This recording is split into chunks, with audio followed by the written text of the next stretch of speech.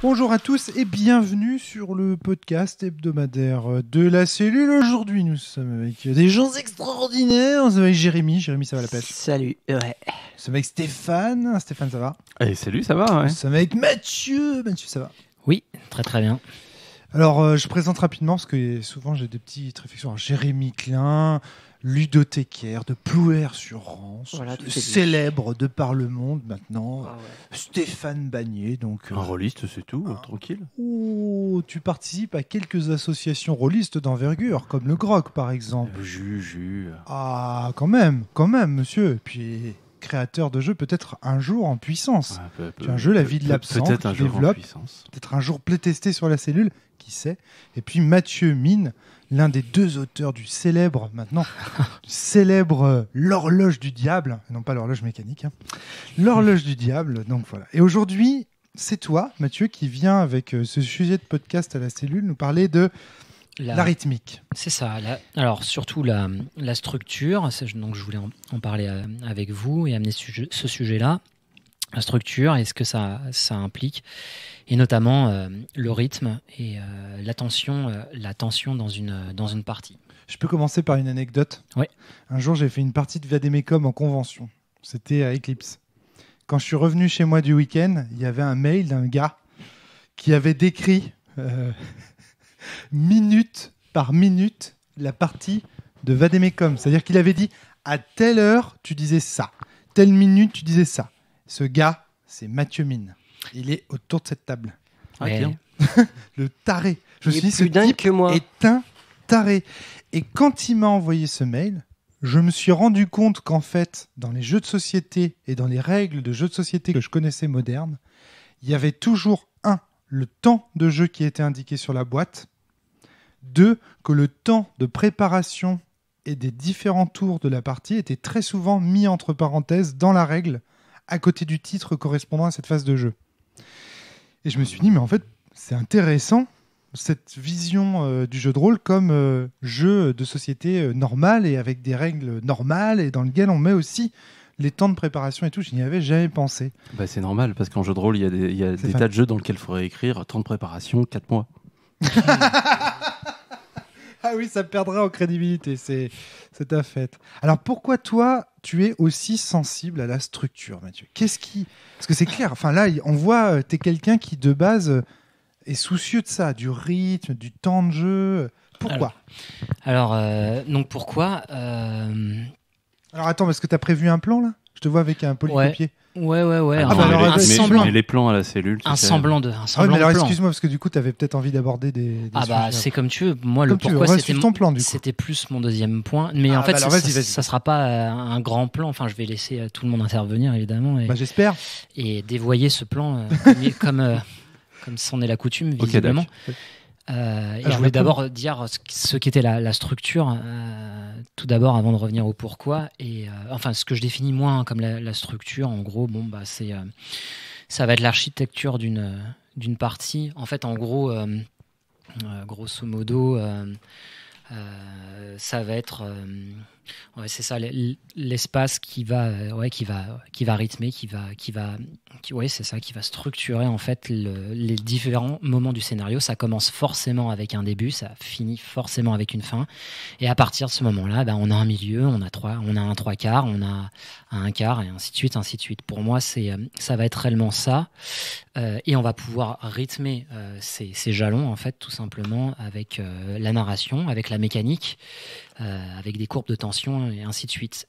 Grosso modo, pour moi, la structure, je vais faire une analogie. En fait, je vais faire même 2 analogies. Moi, je vois ça un petit peu comme la grammaire. La grammaire de la langue française, en gros, ça veut dire que si vous me donnez la grammaire, de la langue française ou de n'importe quelle langue d'ailleurs, si vous me donnez la grammaire, je vais être capable de faire une phrase, quoi, tout simplement. Alors, ça ne veut pas forcément dire que ça sera de la poésie, mais par contre, je vais être compris à minima par tout le monde, puisque je connais les codes. Exactement. Je sais qu'à certains moments, on doit inverser le sujet et le verbe si on veut faire une interrogation, ainsi de suite. Je sais que ça commence par une majuscule, que ça finit par un point. Et il y a une autre analogie qu'on pourrait faire, c'est avec l'improvisation en musique, et en fait, en gros, quelqu'un qui va improviser, il va connaître la structure musicale en fait du morceau sur lequel il est en train d'improviser. Il sait qu'il joue en telle tonalité, il sait combien il y a de dièse et de bémol, et il sait donc les touches qu'il a le droit de jouer. Mais c'est pas parce qu'il connaît les touches qu'il a le droit de jouer qu'il va faire un solo qui va vraiment nous impressionner. Et qui va nous marquer, mais par contre, c'est parce qu'il connaît ces touches-là qu'en fait, on te dira, ouais, ce mec-là, il joue pas faux. Ça pourrait plus me transporter, mais il joue pas faux. Donc en gros, pour moi, et donc pour répondre à ta question de pourquoi la structure, c'est pour pouvoir faire en fait toujours des parties qui sont à minima bonnes, en fait, on va dire, entre guillemets. Juste, hein. Ouais, et voilà, c'est ça, pour essayer d'avoir un garde-fou. Tout simplement. Pour moi, je le vois de cette manière-là. Et puis bon, voilà, c'est vraiment ma vision. Et c'était avec ça, avec ce début de podcast, avec cette idée-là que je suis venu. Donc je comparerais ça un petit peu finalement à la méthodologie dans les dissertations. C'est-à-dire que ouais, voilà, par exemple, pour rendre une dissertation, on va dire, intéressante, on va utiliser une méthodologie standard, une grille dans laquelle on va juste finalement avoir à remplir des mots, enfin à mettre des mots dans la grille. Et si on respecte la méthodo, la dissertation aura forcément un intérêt. Et là, tu es en train de dire c'est un peu pareil pour une partie. Elle a 10 sur 20, quoi. Mais bon, ça va te donner un 10 sur 20. Mais on aimerait bien avoir le 15, quoi. Mais en tout cas, ça sera au moins un 10, ça sera pas un 5. D'accord, ouais, c'est ça, exactement. Ce qui est en dehors de ça, c'est du lyrisme, c'est des choses qui vont te toucher d'un point de vue émotionnel, où il va se passer des choses comme ça, mais en fait, tu considères que tu as au moins une partie de ce qui se passe dans une session de jeu qui repose sur le fait que la structure déjà soit bien écrite, quoi. C'est ça. C'est ça. En fait, c'est pas forcément qu'elle soit écrite, parce qu'en fait, on peut toujours. Là, moi, lorsque je dis ça, je m'adresse autant à des gens. Alors moi, je prépare énormément mes scénarios et je suis vraiment en mode toboggan, on va dire. Mais par contre, j'assiste aussi à ce genre de choses en improvisation. Ouais. Et donc, en fait, en gros, ça va permettre à quelqu'un même qui improvise de retomber effectivement sur des choses qu'il connaît, sur de certaines structures, et de faire en sorte que, en gros, effectivement, la partie ne sera pas vécue comme un échec profond de la part des joueurs, à minima, qu'ils se disent on a joué à quelque chose d'intéressant. Après, moi, ça m'a pas transporté, mais au moins, en fait, on a respecté la structure. Ouais, on sait pas. Je sais pas si vous avez déjà eu ce genre de sensation lors de certains jeux de rôle où il y a des scènes tout simplement qui s'éternisent et c'est mou et on se dit mais qu'est-ce que je fais là ? Je vais prendre un exemple. Moi, j'ai joué quelques parties en convention. Et voilà quoi, le MJ qui était là, il avait improvisé le truc juste avant, et improvisé effectivement sans structure. C'est pas possible. En fait, je paye à ce moment-là pour être en convention et on va me sortir un scénario qui est hyper mou, et en plus de ça, j'ai même pas le droit d'en sortir à ce moment-là. Qu'est-ce qui s'est passé ? J'ai essayé tout simplement par tous les moyens de mourir. Et alors j'étais un garde du corps, donc j'ai inventé en quelque sorte l'altruisme égoïsme. En gros, j'ai essayé de me jeter devant la personne que j'étais en train de protéger pour essayer de mourir, pour pouvoir partir de la partie, en fait, tout simplement. Et ça, c'est pour éviter de retomber sur ce genre de choses. Donc toi, une des thèses que tu défends en tant qu'auteur de jeu de rôle, c'est de dire: si un auteur de jeu de rôle prévoit la structure dans la base de son jeu, dans les règles de son jeu, on est sûr à minima que la partie sera correcte. On ne dit pas qu'elle sera bonne, on ne dit pas qu'elle sera très bonne, mais au moins elle sera correcte. C'est ça, exactement. Avec, évidemment, et on verra par la suite, avec quand même des réserves malgré tout. Mais oui, je pense effectivement que quelqu'un qui est déjà en train d'improviser ou de créer avec une structure, et que ça soit donc une structure narrative ou alors avec une structure vis-à-vis des règles ou de la mécanique, et effectivement ça va déjà produire quelque chose d'à minima en fait correct, effectivement. Stéphane, je trouve très intéressant ton analogie avec la grammaire.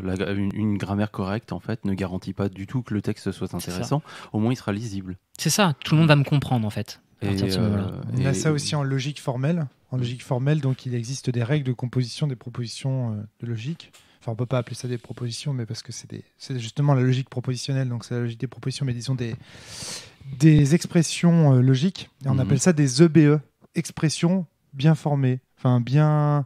C'est EBE pour expression. EBF. Si c'est bien formé. Si c'est, c'est EBF ou EBE, je ne sais plus. EBF, je crois que c'est expression bien formée, ou bien écrite, ouais. Bien écrite. logiques dans lesquelles il n'y a pas des phrases dans lesquelles il n'y a pas d'erreur de syntaxe. Alors je pressens en fait qu'on va interroger pas mal dans cette petite discussion le fait de dire et le rythme c'est qui c'est l'auteur du jeu, c'est le maître de jeu, c'est les joueurs. En tout cas pour des jeux de rôle qui sont avec ce dispositif classique. Qui a la putain de responsabilité de ça? Effectivement. On va parler dans ce podcast du dispositif classique essentiellement. Oui, c'est ça exactement. Mais même, en fait, je suis en train d'y réfléchir là, mais même de toute manière, même pour, par exemple, un jeu qui est typiquement en narration partagée, alors je veux dire celles qui sont vraiment poussées au maximum. On appelle ça des jeux anarchistes, nous, maintenant. Parce que comme on sait que tous les jeux partagent la narration, même le jeu de rôle classique partage la narration, il le fait de façon traditionnelle. Mais il la partage. C'est l'idée de Grégory Pogorzelski que tout jeu partage la narration. L'idée de la forge. Donc, du coup, maintenant, on a tendance à dire des jeux anarchistes ou anarchiques pour dire, en gros, ça ne respecte pas le canon traditionnel. C'est d'un autre format. Ce qui est une nouvelle dénomination qui permet d'être encore plus confus. Non, parce que c'est juste que c'est des jeux qui s'opposent à la forme traditionnelle, c'est ça que ça veut dire. Ouais. Voilà. On va dire des jeux non traditionnels, tu vois. Parce que dire des jeux à autorité partagée... Il nous manque des mots, donc c'est bien d'essayer, quoi. On essaye. Voilà, on essaye. Sans jargonner. Et donc même finalement pour ce type de jeu, je pense que le fait d'amener une structure pourra tout simplement faire en sorte que... après, il faudrait y réfléchir un petit peu plus, mais je pense que ça pourrait apporter peut-être un mieux. Alors après, bon, évidemment, c'est juste une réflexion. Moi, j'ai vraiment besoin d'exemples à ce stade du podcast. Alors, j'ai par du exemple, mal à voir est-ce que tu as déjà joué une structure, vraiment. Alors, par exemple, sur les jeux anarchistes. Alors, déjà, c'est quoi une structure? Donc, c'est ce que je te disais tout à l'heure. Déjà, ça commence par un début. Il y a forcément un milieu et une fin. À partir de ce moment-là, dès que tu as commencé à poser ça sur ton scénario, sur ta séance, à partir du moment où tu vas commencer à faire coïncider le scénario et en plus de ça, la séance de jeu, tu vas commencer à voir naître en fait tout simplement des contraintes de temps. Moi, par exemple, j'ai décidé que ma partie, elle va se jouer en 4 heures, par exemple. Donc là, je parle pour un one-shot, mais on pourrait très bien parler pour une campagne. Et j'expliquerai après pour une campagne, pourquoi pas. Donc moi, je dis ma partie, elle se déroule en 4 heures. Donc ça veut dire quoi? Ça veut dire qu'en temps IRL, en temps dans la vie de tous les jours, ça veut dire qu'à la moitié de ma partie, dans la narration, je devrais être à 2 heures, si elle dure 4 heures, tout simplement. À partir du moment où je sais que je suis à 2 heures, lorsque je suis en train de faire jouer mes joueurs, et que je vois que je ne suis pas à la moitié de mon scénario, je sais que je vais devoir presser. Et donc là, on va forcément se... Donc là, tu es en train de dire que quand on a une structure, quand la structure est clairement établie dès le départ, dans le contrat social, avant même le début de la partie, à tout moment, un joueur, en faisant référence à ces structures, est capable de déterminer si on est au milieu du scénario, si on est à la fin du scénario, si on est au début du scénario et compagnie. Voilà, c'est ça.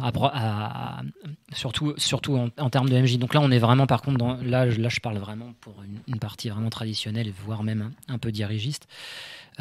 Oui, effectivement, c'est ça. Et de savoir, de jouer avec ces structures et de se dire, et de corréler ça. Donc, c'est-à-dire que ça va être un outil de gestion pour se dire, est-ce que je dois accélérer à ce moment-là? Il me reste plus que 2 heures. J'ai pas fait la moitié de mon scénario, alors que normalement je devrais être au milieu. J'accélère. Donc ça, déjà dans un premier temps, ça va être un outil de gestion à l'intérieur de la partie. Ou alors au contraire, je suis trop en avance, je vais ralentir le rythme. Donc là vraiment ça va être de cette manière-là. Mais alors peut-être que ça devrait, mais en fait il y a des tas d'exemples où, moi j'ai vécu plein de sessions de jeux dans lesquelles en fait on ne savait pas si on terminerait la partie et que la partie était découpée allait être découpée en une ou plusieurs sessions au fur et à mesure qu'on allait découvrir en réalité à quelle vitesse on allait jouer. Et du coup en fait cette espèce de réponse entre le temps de jeu, le temps de la session de jeu entre les joueurs et puis le temps mis pour clore un arc qui est une partie, en fait, on n'en sait rien, on avance et puis on verra bien. Alors, justement, l'argument de Mathieu, si je puis me permettre, et après je lui laisse la parole, c'est de dire que s'il n'y a pas de structure, on se retrouve dans un cas de figure où on ne sait pas, et le cas où on ne sait pas, il y a de fortes chances qu'on va se faire chier, en fait.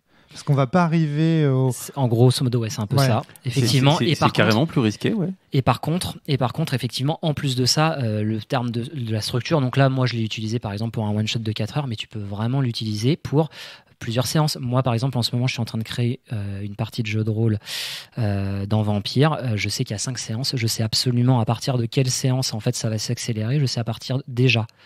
Cela dit, ça, c'est qu'une structure. Après, c'est pas marqué noir sur blanc. Je sais déjà plus ou moins quand même que, par exemple, à ma 3e partie, j'ai déjà passé, et c'est une évidence, j'ai déjà passé la moitié de ma campagne. Donc, ça veut dire que si j'ai pas fait toutes les révélations, ce genre de choses-là, etc., il va falloir vraiment que je m'y mette.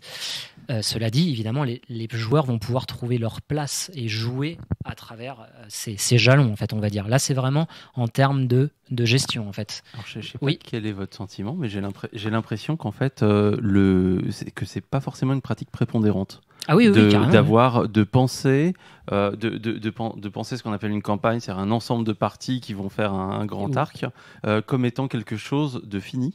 Et en fait, moi, j'ai beaucoup joué et j'ai beaucoup vécu des choses dans lesquelles dans le jeu de rôle traditionnel. Dans le jeu de rôle traditionnel, dans des jeux, dans du jeu en campagne, dans lequel finalement on savait pas bien où serait la fin. Et puis bon, voilà, au bout d'un moment, il y a des trucs qui semblaient se compléter et nous amener à une fin. Et voilà. Sera-t-elle dans 3 sessions ou dans 30 ? Après tout, on savait pas vraiment. Sauf que, voilà, moi, c'est le genre de constat exactement que je dresse aussi. Alors après, je sais pas s'il est vrai. Moi, toi, tu m'apportes ton témoignage et moi, c'est vis-à-vis de mon expérience personnelle. Mais effectivement, moi, j'ai constaté que effectivement, les parties n'avaient elles avaient forcément un début, mais elles n'avaient pas forcément de fin. Et c'est à partir de ce moment-là, tout simplement, où on n'avait pas une structure établie, donc, et où on n'avait pas de fin. C'est à partir de ce moment-là où le scénario, où l'histoire, en fait, tout simplement, ne me plaît plus. En fait, je trouve que ça peut traîner en longueur, ça peut, au contraire, accélérer, et je trouve que c'est moins intéressant. En plus de ça, on peut amener, en fait, tout simplement plus d'éléments, de propos, en fait, on va dire, dans quelque chose qui est fini. Et en fait, le fait que ça soit fini, ça n'empêche pas de pouvoir faire plusieurs bouts à travers des campagnes, par exemple. Donc moi, pour reprendre, tu es en train de remettre en question le caractère infini de la... Voilà, moi j'aime moins ça, effectivement. Effectivement, c'est quelque chose... En fait, le fait qu'il y ait un caractère qui est infini empêche pour moi le fait qu'il y ait une structure, et ça rend la chose, en fait, moins rythmée, moins... l'histoire, en fait, peut-être un peu plus molle, avec des passages, en fait, tout simplement, qui vont se traîner. Donc, c'est dingue, parce que... Ça, c'est... Attention, je dis pas forcément que c'est comme ça. Oui.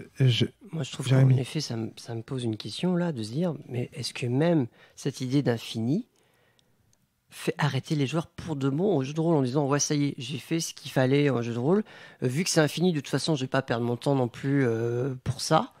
Et donc, du coup, faut que je passe à autre chose, quoi. Et du coup, jeu de rôle, c'est mort, jusqu'à qu'on arrive après à 50 ans en disant, ah, mais c'était quand même sympa ces petits moments-là, de jeu de rôle et tout, et hop, on relance. Pour peut-être retomber dans le même piège de dire c'est infini, hop, on va s'arrêter. C'est vrai qu'une des raisons, maintenant que tu dis, c'est hyper bourrin ce que vous racontez, les gars, je ne m'attendais pas du tout à ça. En fait, ce que tu es en train de dire là, Jérémy, c'est que finalement, peut-être que ce qui a fait la crise du jeu de rôle dans les années 90, c'est peut-être le fait que, comme les jeux étaient infinis, il y a un moment donné où on avait la sensation d'avoir fait le tour, alors que dans le jeu de société, dans lequel... il est clair que les parties ont un cadre fini, qu'on ne peut pas rejouer infiniment à un jeu de société, ou en tout cas qu'il a une durée dans le temps, il y a un début, il y a une fin.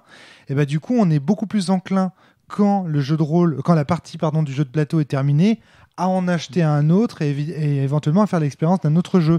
Alors que dans le jeu de rôle où l'expérience est infinie, on n'a pas tout de suite envie d'aller acheter un autre jeu de rôle pour se retaper encore une expérience infinie et compagnie. Jérémy puis Stéphane. Donc 2 petites choses, oui. Ça me fait penser au podcast qu'on a eu sur les jeux collaboratifs et coopératifs, où j'avais dit que moi, c'était bien d'avoir des jeux avec une fin. Je trouve que c'est important qu'un jeu doit avoir une fin. Pourquoi ? Parce qu'en effet, l'infini, on est perdu, il n'y a pas d'objectif. Ouais, exactement. S'il n'y a pas d'objectif, parle dans le micro, toi. On n'a pas la motivation de se lever le matin pour dire je vais prendre mon épée et tuer tous les gobelins de la mine d'à côté. Parce qu'au bout du compte, c'est même pas un objectif. On dit ouais, je les tue, mais pourquoi je sais pas. Ça serait en effet là, pour moi, c'est un piège du jeu de rôle dans lequel je me suis fait piéger quand j'étais jeune. Et dans lequel je regrette aussi, dès que je commence à faire une campagne, parce que j'en ai commencé là du coup récemment sur certaines choses, on les a pas finies pour X raisons, Et surtout, on a moins l'envie, on trouve moins le temps, parce que au bout d'un moment, on se dit, mais l'objectif, il est dans combien de temps ? Je viens de comprendre un truc de ouf. Stéphane ? C'est vrai qu'il y a cette propension à faire des campagnes qu'on finit par abandonner au lieu de l'éclore. Ça j'en ai vécu et j'en ai encore comme ça d'ouvertes. Et je trouve toujours ça vraiment dommage. Et en fait, je préférerais. Alors, il y a plusieurs choses. Je préférerais vraiment qu'on se dise, ok, on a un arc qui va prendre un certain nombre de sessions et on va jouer ensemble pendant tout un moment. Et vous inquiétez pas, en fait, on peut réouvrir un arc juste après avec les mêmes personnages dans le même univers pour continuer. Si on a envie de continuer, on n'est pas obligé de se dire c'est fini pour de bon à jamais. Mais simplement. J'ai l'impression que ça a aussi des conséquences sur la manière dont les gens peuvent ressentir et voir les jeux de rôle, parce qu'il y a toujours ce mythe de oh là, les jeux de rôle ça prend trop de temps, dit par des gens qui parfois peuvent passer 5 heures de leur journée devant la télévision, ce qui mange un temps vraiment très très conséquent. Et en fait pourquoi pour montrer que ça prend peut-être trop de temps, parce que puisqu'on n'en voit pas la fin, on a peur que ça prenne trop de temps. Intéressant. Et moi, par exemple, l'une des motivations pour créer Sens, c'était de proposer. Je trouvais que quand j'ai créé Sens, une des premières originalités du jeu pour moi, c'était que je disais clairement que c'était un jeu qui avait un début et une fin. Oui. Et très souvent, quand je fais la promotion de Sens sur les conventions, c'est une des premières choses que je dis. Je dis, c'est un jeu à secret.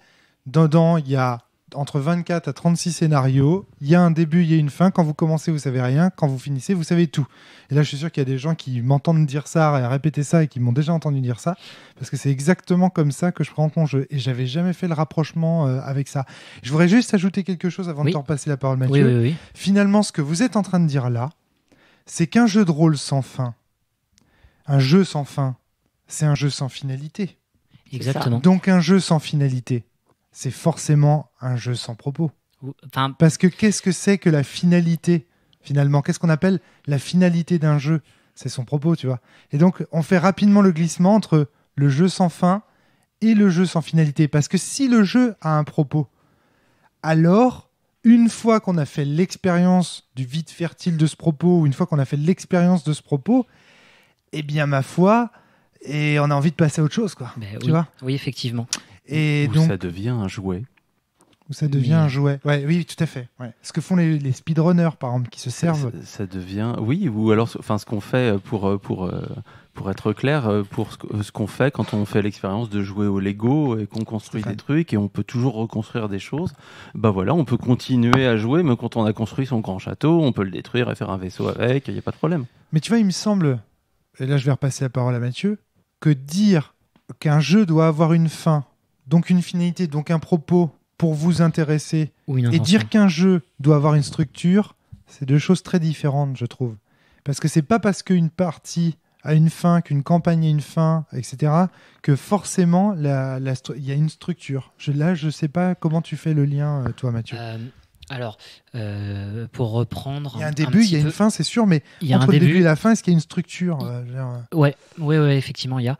Il y en a une. Enfin, en tout cas, on peut en faire. De toute façon, une partie, même quand elle est finalement pas structurée, même quand on n'y a pas pensé, il y a malgré tout une structure qui émerge. Ouais, il y en a une. Et on le veuille ou non, on fait émerger une structure. En fait, oui, effectivement, il y aura forcément des passages, des passages obligatoires, même si la fin se trouve est vraiment très très très très très loin. Après, on va tendre vers l'infini ou ce genre de choses. Bref, mais j'ai plein de trucs à dire, mais vas-y. Mais oui, tout ça pour dire que donc pour moi une structure, une partie qui a une structure et donc qui a une fin, elle pourra effectivement développer un propos, mais elle pourra aussi développer soit un propos, soit une intention. En fait, on n'est pas obligé de vouloir dire quelque chose à travers une partie, mais par contre de vouloir exprimer, faire ressentir quelque chose aux joueurs. Par exemple, je peux faire une partie tout simplement basée sur la peur. J'ai fait une partie basée sur la peur. Je voulais faire ressentir la peur à mes joueurs. Elle n'a pas de propos en tant que tel, juste le fait de vouloir plonger mes joueurs dans cet état-là. Et pourtant, donc je vais bien utiliser une structure, ainsi de suite. C'est intéressant. Distinction entre le propos et l'intention. C'est quelque chose dont on sort grandi. Une intention, c'est quelque chose qu'on a ressenti qui était intéressant. Le propos, est-ce que je comprends la distinction qu'il fait, c'est que le propos, c'est une expression de quelque chose qu'on n'arrive pas à dire, mais c'est quelque chose qu'on essaye de dire à travers un jeu. Mais c'est une proposition, proposition, tu vois. Alors que l'intention, ça peut être juste de transmettre une émotion. C'est ça. Alors pour moi, alors le propos, c'est vraiment, moi, ça va même plus que ça. Moi, c'est vraiment chez moi lorsque je fais mes parties, c'est la proposition, c'est par exemple, on a un scénario sur la vitre brisée. Le propos, c'est de faire passer la théorie de la vitre brisée, donc qui a amené la tolérance zéro. Donc voilà, ça c'est clair et net. Vous allez jouer à la fin de la partie, vous saurez intuitivement ce qu'est le propos de la vitre brisée. Voilà, ça c'est mon propos. Donc là, celui-là, il est vraiment très politique. Une intention, c'est effectivement la sensation que je vais essayer de faire émerger chez vous, de la peur par exemple, ou du dégoût. Ou au contraire, je veux que vous jouiez une romance. Il n'y a pas un réel propos derrière ça, mais c'est marrant de jouer une romance, par exemple. C'est ce que j'appelais en sortir grandi, parce que tu as appris quelque chose. En l'occurrence, là, c'est un concept que tu veux inculquer. Et de l'autre côté, en fait, c'est effectivement avoir ressenti des choses. Une expérience. C'est plus une expérience. Ouais, mais on ressort grandi aussi d'une expérience. En expérimentant des choses, tu vois, on apprend. Et les deux peuvent s'associer. Oui. Oh, la voix de ouf. Qu'est-ce qui se passe? J'ai une cacahuète de M&M's qui me gratte. Oui. Donc désolé, ça me fait une voix bizarre. Les deux propos et intentions peuvent être associés, on est d'accord? Oui, bien sûr. Alors moi, en tout cas, mais pour moi, c'est extrêmement dur. Quand je fais un propos, j'arrive pas à faire de l'intention et inversement. Oui. Tu vas pas me dire que tu n'arrives pas à transmettre un propos au sein d'un jeu dont la problématique est de faire peur à travers la peur. À travers la peur, non. C'est dur. Non. Enfin, j'ai pas de propos à travers la peur, quoi. Enfin, je vais créer les conditions. Enfin, pour moi, c'est dur. Après, je dis pas que c'est impossible, mais en tout cas, moi, il me faut. Parce que tu es très fortement concentré sur quelque chose et que du coup, tu. En tout cas, je priorise. T'as pas envie d'avoir un deuxième sujet en même temps, quoi. En tout cas, c'est plus dur. Ou alors, ça me prend énormément de temps et c'est vraiment très dur. Cela dit, pour moi, propos et intention sont pas forcément corrélés à la structure. C'est pas parce qu'il y a une structure, donc voilà, c'est ça. Enfin, soit on aura un propos, soit on aura une intention. Ça va vraiment dépendre du scénario et de ce qu'on a envie de transmettre. Par contre, la structure en tant que telle, elle va réussir tout simplement à faire en sorte que, c'est ça, on a une partie à minima, même s'il n'y a pas de propos, même s'il y a une intention qui est faible ou ce genre de choses, à faire en sorte que tes joueurs s'emmerdent pas autour de la table, quoi, tout simplement. Moi, c'est ça que j'ai envie d'avoir. J'ai envie d'avoir une partie finalement cohérente à la fin de mon jeu où les joueurs ont été pleinement immergés, où ils ont ressenti le plus de choses, où ils se sont questionnés. Je veux qu'ils sortent de la partie en se disant j'ai pas vu le temps passer, quoi. Et ça, je peux l'avoir notamment en construisant ma structure. Cela dit, moi je le fais de manière vraiment je la pose, etc. J'y réfléchis pendant un moment. Je pense qu'en fait on peut le faire tout simplement en improvisation, et je pense aussi qu'on peut le faire, pour revenir à ce que tu disais, sur des jeux de rôle qui sont anarchistes. Et d'ailleurs même je préférerais, moi j'ai remarqué ça surtout, alors par exemple la dernière fois, je vais reprendre ce podcast là de Inspector, la narration que vous avez créée, moi ne me convenait pas, où c'était l'histoire avec un Necronomicon, avec des gens qui le lisaient, puis il y avait des choses de tous les côtés qui apparaissaient de tout. Et je pense qu'avec à la fin ça donne une histoire sans queue ni tête, je trouvais. Alors, encore une fois, je parle c'est ça, c'est subjectif encore une fois, et je pense que si vous aviez suivi une structure à ce moment-là, en disant là il faut impérativement qu'il y ait un rebondissement, là il faut absolument que il y ait quelque chose, peut-être que cette partie-là, en fait, en tout cas, moi, m'aurait plus intéressé. Attention, mon ami. Mon ami, parce que à force de désirer trop de structure, on finit par tomber dans le syndrome de la machine à saucisses. C'est le travers, et j'y viendrai après. Effectivement, il y a des travers à ça, mais alors pour l'instant, j'étais pas encore sur ce versant-là. D'accord. Et il y a d'autres choses. On expliquera, tiens, ça va faire plaisir à plein de nos auditeurs d'expliquer ce que c'est qu'une machine à saucisses et pourquoi on appelle ça comme ça, et pourquoi il y a deux définitions différentes à la cellule de la machine à saucisses, et pourquoi ça fait autant de shitstorm. On y reviendra justement quand on va parler du trop de structure. Justement, et en plus de ça, et ne serait-ce que même pas vis-à-vis de la machine à saucisses, ça pose d'autres problèmes, notamment d'immersion pour le coup, alors que moi, si j'utilise la structure de base, c'est vraiment pour immerger les gens, en fait, pour qu'ils aient la même grammaire que moi. En gros, je vais utiliser une structure qui peut être souvent vue à travers, on va dire, les films, la culture populaire, les séries, ce qui fait que quand je commence une partie, mes joueurs, ils savent à peu près, ils vont se retrouver sur des choses finalement un peu connues, et ils vont pouvoir jouer après avec le scénario, parce qu'il y a déjà cette structure qui va les supporter, quoi, tout simplement, qui va supporter en fait dans leur tête ce qui va se passer. Donc voilà, donc moi j'utilise ça, donc c'est ce que j'ai dit, pour essayer de garder une cohérence, pour me faire comprendre de mes joueurs, pour que mes joueurs ne soient pas perdus, et pour que ça se déroule bien. Et donc voilà, donc ça me permet ensuite de poser en fait tout simplement mon rythme, sur ces différents éléments. Oui. Justement, j'ai une question, c'est-à-dire est-ce qu'il existe pour toi une structure idéale ? Alors non, effectivement, ça va vraiment s'adapter. Alors, si je suis dans l'optique de préparer, et ben ma structure va s'adapter en fait à mon propos ou à mon intention, excuse-moi, de jeu. En fait, en gros, donc là, je vais revenir avant de te répondre au souci de rythme. Donc, je vais poser mon rythme. Je pose mon rythme sur ma structure. Je sais qu'il y a un milieu, je sais qu'il y a un 3/4, un quart. Là, j'ai décidé, par exemple, à la moitié de mon scénario, ça va être très mou. J'ai décidé de relâcher vraiment la pression à mes joueurs, à la bride, pour que en 3/4, donc à 3 heures de jeu, tout simplement, je leur mets des révélations de malade, exactement. De fou, quoi. Donc là, j'accélère à fond. Exactement. Donc là, on va avoir une différence. Tu vas créer du contraste, en fait. Exactement. Et je vais créer une amplitude qui va être vraiment énorme. Et donc, en gros, là, ça s'accélère pour les joueurs, en fait, tout simplement. Je leur mets de telles révélations, je leur balance tellement de trucs à la tête que, voilà, en fait, en gros, je les ai emportés. Je les ai emportés avec moi. Et pendant ce temps-là, ils se disent pas, il y a quoi sur Casus No ou ce genre de choses. Enfin, j'irais bien manger à la pizzeria ce soir. Bon, bref, non, ils sont concentrés dessus. Exactement. Ça va me servir. Et donc, la structure, ça dépend de ce que je veux faire. Si tu me dis que tu veux faire des cliffhangers, il faut que ta structure, forcément, ton pic, ton maximum de tension se termine à 4 heures, tout simplement. Donc je vais bouger les choses, en fait, tout simplement. Je vais bouger ma courbe de tension et je vais faire en sorte, par exemple, d'avoir un creux vraiment à 3 heures, et après je tabasse. T'envoies de la godasse. Ouais, vraiment, pour arriver à 4 heures. Et là, je leur dis à 4 heures, vous aurez la suite la prochaine fois. Donc là, ils sont un peu frustrés. Mais bon, après, ça, c'est toi qui as envie de faire surgir ce genre de comportement chez tes joueurs. Donc en fait, ce que tu nous dis là, c'est la structure, c'est une nouvelle gamme sur mon clavier d'auteur de jeux de rôle. Ouais, c'est ça. Je vais pouvoir. Mais pas que d'auteur, en fait, de MJ, et c'est ce que je disais. Enfin, ça c'est applicable même pendant de l'improvisation. On peut corréler même à la moitié même quand on improvise, on sait qu'on est à la moitié d'une séance, quoi. En fait, on sait que on doit terminer à 23h à cause du RER. Et c'est une des questions que je voulais te poser aussi, c'est où s'applique la structure ? Est-ce qu'elle s'applique à une partie ? Est-ce qu'elle s'applique à une campagne ? Est-ce qu'elle peut s'appliquer au jeu d'un joueur particulier ?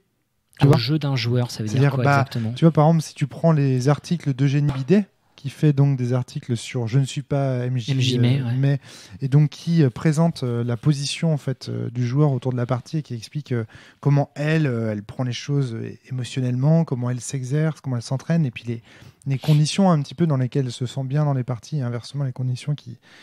Est-ce que tu dirais qu'on peut aussi structurer des jeux de joueurs ? C'est-à-dire on peut aussi, à un moment donné, dans une règle, dire à un joueur, lui mettre avec sa fiche de personnage, ici, dans 1 heure, tu révéleras ceci, dans 2 heures, tu révéleras cela, dans 3 heures, etc. Est-ce que tu penses que... du coup, tu vois, structure, joueur, partie, jeu, campagne...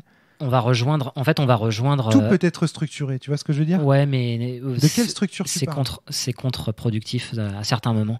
Ah bon ? Et donc, effectivement, en fait, on peut pas dire au joueur de structurer son jeu parce que tout simplement, en fait, il sera plus immergé vu qu'il sait qu'il va devoir se faire quelque chose à 3 heures, ainsi de suite. Et donc, à partir de ce moment-là, c'est fichu. C'est plus du jeu de rôle. Il y a un moment donné où ça devient du théâtre, c'est-à-dire que trop de structure, c'est presque. Exactement. Tu codes les mots même qui doivent sortir de ta bouche. C'est ça. Ça devient un livret de théâtre. Presque. Là, t'en viens effectivement aux désavantages. Et il y a des désavantages à la structure, effectivement. Alors, on peut en parler, oui. C'est marrant parce que sur le jeu du joueur, je vois deux contre-exemples qui sont forts. Le premier, en fait, c'est des éléments, c'est des espèces de bangs scriptés parce qu'ils sont dans la fiche du personnage et qu'en fait, tu sais qu'à un moment donné, le joueur va révéler ceci parce que il se rend compte que c'est le moment où il faut le faire. Et là, en fait, tu as un événement qui est structuré dans le temps.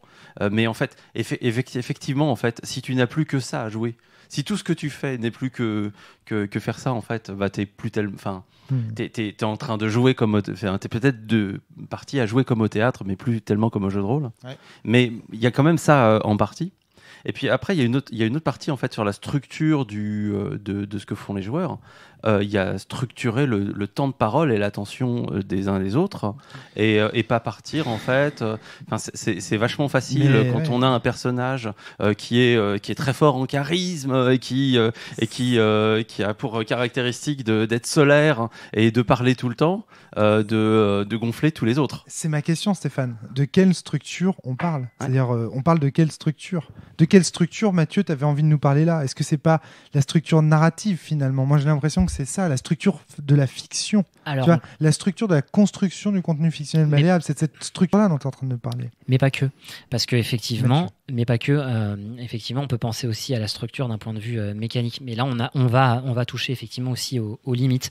Et justement, on parlait par exemple donc de ces jeux anarchistes où je te disais, je pense que les parties pourraient gagner à avoir une structure. Alors par exemple, moi j'ai joué à Montségur, qui est structuré, qui est un jeu de rôle, on va dire anarchiste. Hein, je remploie tes termes, et dans lesquels en fait on a plusieurs phases à laquelle on parle, et donc on arrive à bien structurer en fait tout simplement un récit, et on n'a pas trop n'importe quoi qui arrive, ce qui fait qu'à la fin, on a quelque chose de plutôt cohérent. Et je trouve effectivement que c'est vraiment un plus.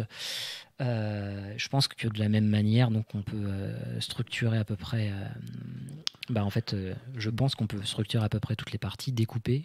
Moi, j'ai d'autres exemples de jeux structurés comme ça. Miles Christie, dans Miles Christie, on joue à la fin de chaque séance, on joue donc l'équivalent d'un confessionnal. Alors ça, chacun passe un jugement, en fait. Chacun passe un jugement. Exact. Comme dans 3.16 aussi, le jeu de 7e, traduit par le 7e cercle. Voilà, on est exactement dans le fait que la fiction est directement structurée par l'apport des règles. Tout ce qui va être en phase. Alors par exemple, je vais prendre mon jeu, mais effectivement, c'est structuré en termes de scènes, tout simplement. Donc on va faire des scènes.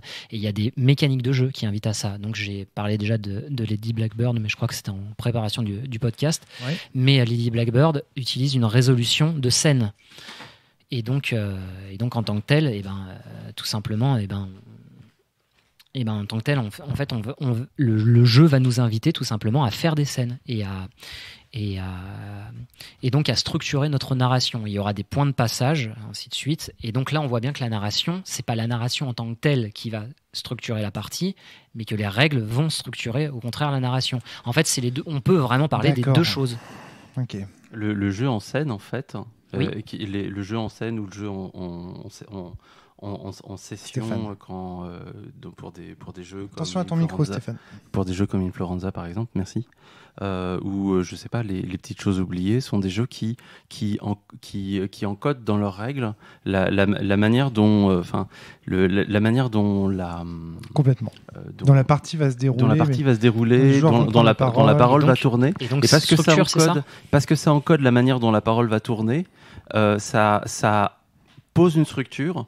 Et ensuite, charge aux joueurs de la décorer, en fait. Et est-ce que tu as bien aimé justement le genre de fiction qui ont été créés à l'aide, alors visiblement ça a l'air d'être structuré, alors de manière mécanique cette fois-ci, mais est-ce que tu as bien aimé finalement ce qui en a découlé ? Du coup, en fait... Par rapport à une partie, par exemple, qui était infinie.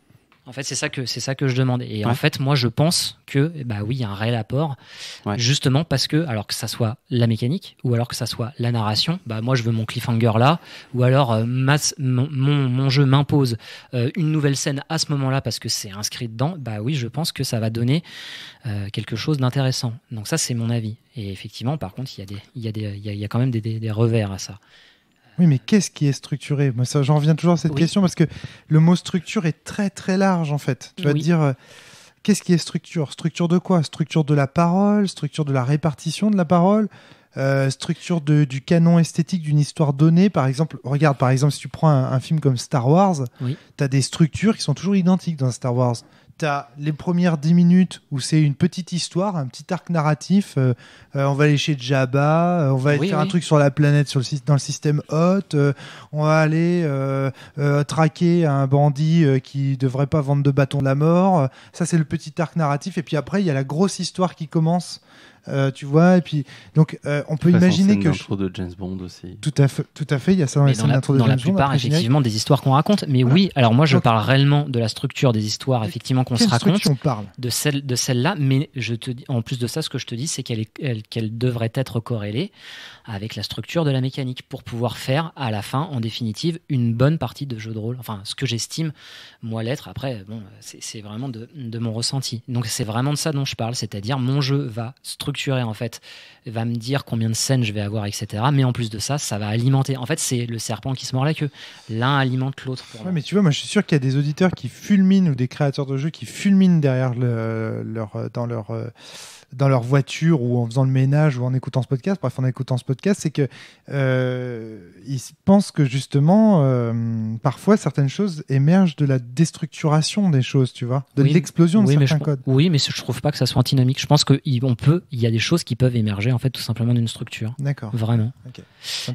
Et que en fait c'est ce que je te disais là, des jeux à manière anarchiste. Et donc moi je te parlais par exemple de Lady Blackbird. Par exemple, y a des choses qui émergent en fait. On voit que c'est pas du tout la même. Enfin, si c'est la même chose entre guillemets à cause de la structure de partie en partie. On a répété quelque chose. Par contre, l'histoire est malgré tout différente. Il y a d'autres choses qui ont émergé. J'ai fait 2 parties de Lady Blackbird. Il y avait énormément de points communs et il y avait énormément de différences. Jérémy. Oui, mais dans la structure, justement, dans un jeu anarchique, si ça fonctionne peut-être bien, c'est parce que la narration est vraiment partagée. Si tu structures vraiment dans un jeu de rôle classique, le piège d'avoir que des jeux de rôle classiques bien structurés, c'est que du coup, le MJ, qui est un joueur, lui, n'a pas de surprise. Et donc, du coup, est-ce qu'il va vraiment prendre plaisir à être toujours MJ, à savoir toutes les choses, et être au bout du compte que arbitre d'une partie? Alors, donc, en fait, c'est pour moi, en fait, donc il y a 2 choses différentes. Tu as la structure et en fait le scénario. Si j'ai ma structure, je peux improviser. En fait, je connais pas mon histoire. Par contre, je sais, j'ai pas d'histoire en fait en tête là tout de suite, mais je sais que par exemple aux 3/4, je vais te faire une révélation vraiment terrible. Alors, moi, je sais pas improviser, hein, d'accord. Donc après, voilà, je laisse ça aux gens qui savent vraiment le faire. Mais bon, justement, je me suis juste imposé en me disant, je vais jouer 4 heures. À 3 heures, je vais te faire une révélation de fou. Je pense qu'il y a des MJ qui savent absolument bien improviser et qui peuvent faire ça. Et donc, à partir de ce moment-là, tu vas vraiment avoir une émergence et tu vas pas forcément t'emmerder. Tu vas te dire comment je vais faire pendant ces 3 heures-là pour faire naître ce genre d'éléments à ce moment-là. Et c'est un challenge aussi pour toi et tu peux t'en amuser. Oui. Par contre, là, on est à 43 minutes de podcast, donc c'est le moment de passer la parole à Stéphane. C'était le rythme. Oui, la structure l'impose. C'était la structure du podcast. Non, t'avais demandé la parole, non ? Non, même pas. Non, j'ai plein de trucs à raconter, mais peut-être pas forcément à cet instant-là. Alors, en fait, c'est marrant. Y a une époque où, en écrivant des scénarios Star Wars, je m'imposais la structure de mettre un truc avec la force, une poursuite, un combat et un dialogue badass. Et en fait, pour moi, en fait, il fallait qu'il y ait ces éléments-là pour faire une partie intéressante et qu'il y ait un certain nombre des marqueurs. C'est comme si je te faisais une tarte et que tu voulais trouver tous les principaux ingrédients quand tu vas manger une part, en fait. Et en fait, ça, c'est une manière de structurer les choses. Mais j'ai l'impression que tu nous parles d'une autre manière et qui me semble super intéressante, qui est se donner une structure temporelle. Et sans s'imposer le contenu, et sans rigidifier sur le contenu. C'est ça, exactement. Mais se donner une structure temporelle dans laquelle on a une session de jeu, un temps qui va être partagé, et ce temps-là, en fait, il vaut quelque chose. Les gens s'investissent pour être là, et en fait, peut-être que en se le découpant dans sa tête en petits morceaux et en essayant de donner un sens profond à chacun de ces petits morceaux, peut-être qu'on a une chance de faire quelque chose qui soit moins une marmelade étirée. Exactement. C'est pour ça que je te demandais de quelle structure on parle. Dans ma tête, j'avais dans l'idée de te faire dire que c'était bel et bien une structure temporelle. D'accord. Alors effectivement, j'ai peut-être dit dit la manière dont on y arrive. J'aurais dit chronologique, mais tu préfères temporel parce que chronologique c'est mieux. Chronologique, j'ai l'impression que tu es dans. J'ai l'impression que tu es dans la fiction, alors temporel, j'ai l'impression que tu es dans la session de jeu. Complètement. Et dans le temps des joueurs. Mais à mon avis, en fait, et si on regarde par exemple le jeu de Mathieu, l'horloge du diable, il est totalement dans les deux. Ah oui. C'est-à-dire parce qu'il y a de la structure temporelle, on est bien d'accord qu'il y a des moments, on ne trahira pas un secret en disant que ce podcast est enregistré peu de temps après avoir fait la partie de l'horloge du diable. Vous voyez, c'est les mêmes podcasteurs. Très peu de temps après. Et en fait, si on regarde ce jeu, on se rend compte qu'il y a du temps, c'est-à-dire qu'il savait qu'à 2 heures, on serait à tel endroit, il avait chronométré l'heure de début de la partie, etc. Mais il savait aussi que telle révélation serait donnée après telle autre. Donc pour moi, il y a 2 structures dans le jeu de Mathieu, en l'occurrence. Il y a une structure temporelle, au sens le timer. C'est pas ce que tu appelles le rythme? Ça n'a rien à voir. Si. Justement. C'est le rythme. Et une structure, on va dire, plus chronologique ou généalogique. Et là, c'est ce que tu appelles la structure narrative, il me semble. Je m'embrouille peut-être un peu, mais oui, enfin, en tout cas, pour moi, je fais naître cette structure-là de 2 éléments, à la fois la narration, à la fois la mécanique. Et c'est vraiment de cette manière-là dont je gère la chose. Et oui, par contre, aussi, pour répondre à Stéphane, là, ce dont je suis vraiment en train de parler, oui, effectivement, t'as bien résumé. J'en suis vraiment content parce que je l'aurais pas fait aussi bien. Ben oui, il y a rien de rigide à l'intérieur. On peut vraiment en faire ce qu'on veut, quoi. En fait, tout simplement, à l'intérieur, c'est juste que de cette manière-là, que ça soit en improvisation ou en mettant quelque chose de hyper dirigiste à l'intérieur, et on arrive, tout simplement à faire quelque chose de sympa. Quand tu dis qu'une scène est scriptée, tu dis qu'elle est structurée de façon chronologique ou généalogique. Quand tu dis d'une scène qu'elle est timée, tu dis qu'elle est, Et à mon avis, dans l'horloge du diable, il y a des scènes timées au sens où elles doivent intervenir à telle heure, et il y a des scènes scriptées. Mais par contre, je suis désolé Mathieu là-dessus, moi je trouve que dans ce jeu, c'est surtout justement des scènes, si on reprend l'horloge du diable encore une fois, c'est surtout des scènes qui sont structurées chronologiquement.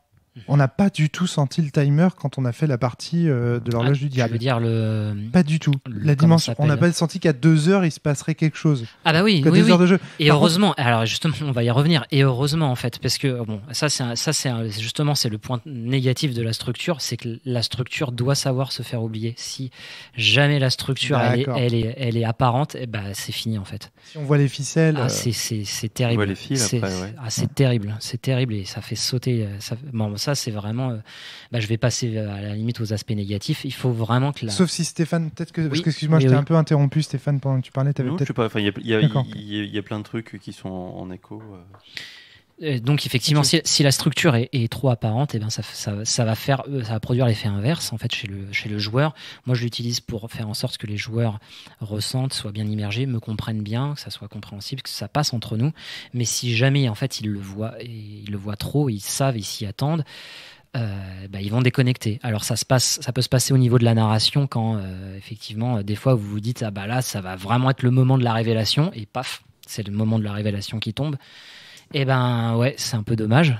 Ça brise la suspension d'incrédulité pour le coup. On voit que le mec derrière, il est avec sa truelle et qu'il a fait la chose un peu de manière. Il aurait pu un petit peu mieux le faire. Et c'est la même chose d'un point de vue mécanique quand, tout simplement, le jeu t'impose tu vois vraiment les phases que le jeu t'impose. Comme par exemple, dans un jeu de survie, là, tu vas faire une phase de chasse, et là, tu vas faire une phase de nuit. Et là, une phase de chasse, et là, une phase de nuit. Et là, une phase de... Et au bout d'un moment, tu pètes un câble, quoi. C'est plus possible. Donc ça, c'est vraiment les défauts auxquels il faut faire attention. Quand on veut structurer ses parties, d'accord. Jérémy, tu avais envie de prendre la parole, non ? D'accord. Donc là, voilà quoi. En termes de, moi, ce que je connais en tout cas comme jeu qui fait ça, qui produit ce genre de choses, c'est ce qu'on appelle donc les machines à saucisses. Encore une fois, il y en a de deux types. Il y a les machines à saucisses telles qu'elles ont été décrites au tout départ. Le terme sausage machine vient d'une discussion entre Ron Edwards et j'allais dire Ben Harper, mon Dieu, et John Harper.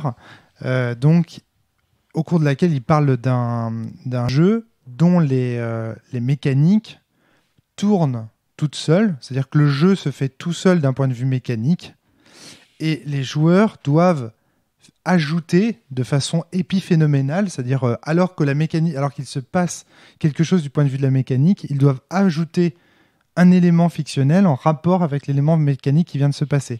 Mais ce sont les mécaniques du jeu qui guident ce que l'on doit raconter. C'est pour ça qu'on parle d'épiphénomène, parce que les phénomènes entre eux ne se causent pas les uns les autres. Les événements fictionnels ne s'enchaînent pas les uns les autres. Alors, c'est la mécanique. Par exemple, si tu as un jeu dans lequel tu donnes des noms aux choses, mais finalement le nom que tu as donné aux choses n'a pas de conséquences. Pour toi, alors c'est ça. En fait, catégorie-là. C'est ça. C'est-à-dire qu'en fait, un mécanisme épiphénoménal, c'est un mécanisme dans lequel les phénomènes surviennent de façon individuelle et sans avoir de cause et de conséquences les uns par rapport aux autres. Quand on parle donc en fait, dans un jeu, dans une machine à saucisses tel que encore une fois on parle Harper et Edwards, c'est la fiction n'est les événements fictionnels sont des épiphénomènes. C'est-à-dire que les événements fictifs décrits précédemment ne vont pas avoir tant de conséquences que ça sur les événements décrits après. Pourquoi ? Parce que c'est la mécanique du jeu elle-même qui dit comment les événements doivent être décrits. Donc je vous donne un exemple d'une machine à saucisses de ce type. Volontiers. C'est décris ton crime. Stéphane, décris ton crime. Puis ensuite on passe à Jérémy, je dis décris ton crime. Puis ensuite je passe décris ton crime. Vous jouez des criminels, d'accord ? Donc je vous dis décris ton crime, etc. Puis ensuite je passe à Stéphane et je dis décris les conséquences sur ta famille, de ton crime sur ta famille. Puis après, etc., etc. Et en fait, on voit que qu'est-ce qui fait que vous êtes obligé de décrire des phénomènes fictionnels ? Qu'est-ce qui fait que vous êtes obligé de décrire de la fiction ? C'est le fait que le système, les mécaniques, en fait, tournant toutes seules, vont vous obliger à faire des descriptions. Mais après tout, le crime que vous avez commis et les événements que vous allez décrire après pourraient être complètement décorrélés les uns des autres. Et en général, ce qui se passe dans ces mécaniques-là, c'est que la façon... Là, c'est grossier parce que c'est moi qui vous dis décris ceci, décris cela. Mais en règle générale, ce qui se passe dans les machines à saucisses de ce type, c'est que ce sont les dés ou les mécaniques de résolution qui disent qui décrit quoi et comment. Alors au final, c'est pas quelqu'un qui, de façon aussi arbitraire, pointe du doigt quelqu'un et lui dit décris, mais c'est une mécanique de jeu en fait qui le fait. Donc ça, c'est le premier cas de machine à saucisses.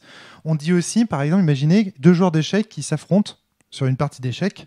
Ils font une partie d'échecs, ils jouent aux échecs. Donc le jeu auquel on joue, c'est les échecs. Et en plus de ça, on leur dit, à chaque fois que vous prendrez une pièce, vous devrez décrire ce qui se passe dans l'histoire de cette partie d'échecs comme s'il y avait une fiction.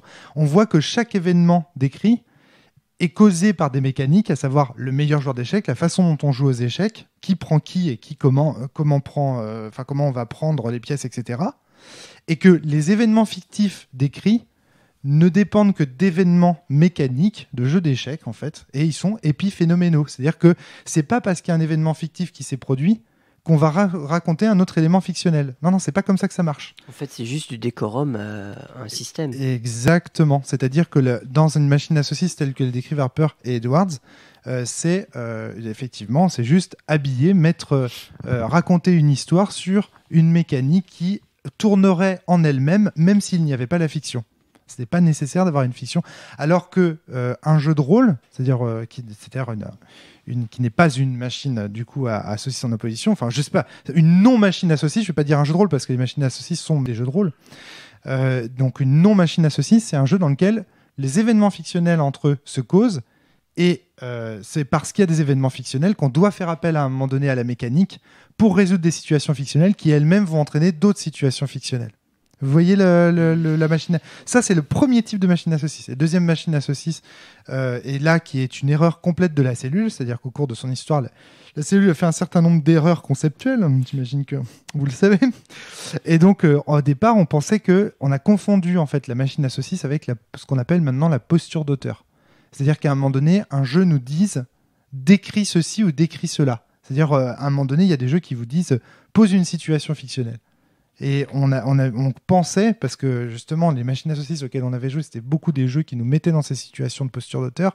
On pensait que c'était ça, une machine à saucisses. Donc voilà, juste pour préciser, donc quand la cellule parle de machine à saucisses, on parle parfois de jeux à position d'auteur ou forte. Et parfois, dans le deuxième cas, de façon édouardienne ou harperienne. Donc du coup, c'est un concept la machine à saucisses qu'on a un petit peu laissé tomber.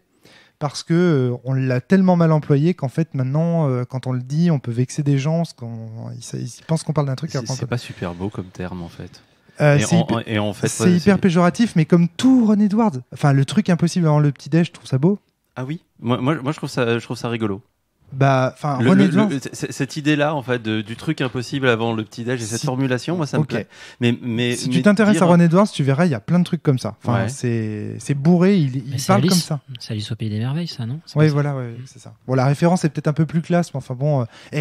Parler de brain damage, par exemple, pour parler de la première fois où tu fais du jeu de rôle. Vous savez, ce phénomène on vous fait faire du jeu de rôle la première fois, et puis on vous dit, voilà, c'est le jeu de rôle. Et du coup, après, quand vous allez faire du jeu de rôle, vous allez rechercher forcément l'envie de faire la même chose. Le brain damage, c'est ce que c'est à l'origine.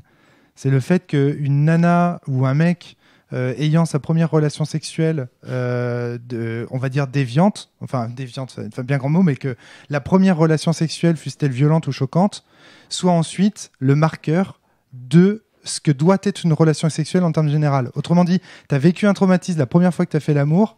Du coup, tu vas chercher à reproduire ce traumatisme à chaque fois que tu feras l'amour par la suite. C'est tellement sympa d'importer ce terme dans notre domaine, quoi. Ouais, tu te rends compte ? Donc c'est ultra choquant. Donc ça évidemment, enfin, quand on dit que Romaric Briand est un troll avec la cellule parce qu'il choque les foules, enfin, qu'il choque les rôlistes et tout ça, et qu'il cherche à créer du débat, je veux dire, allez voir Outre-Atlantique, Ron Edwards, qui est vénéré, etc. Vous verrez que c'est 100 fois plus bourrin que ce que Romaric Briand et toute la cellule réunie a pu faire comme polémique.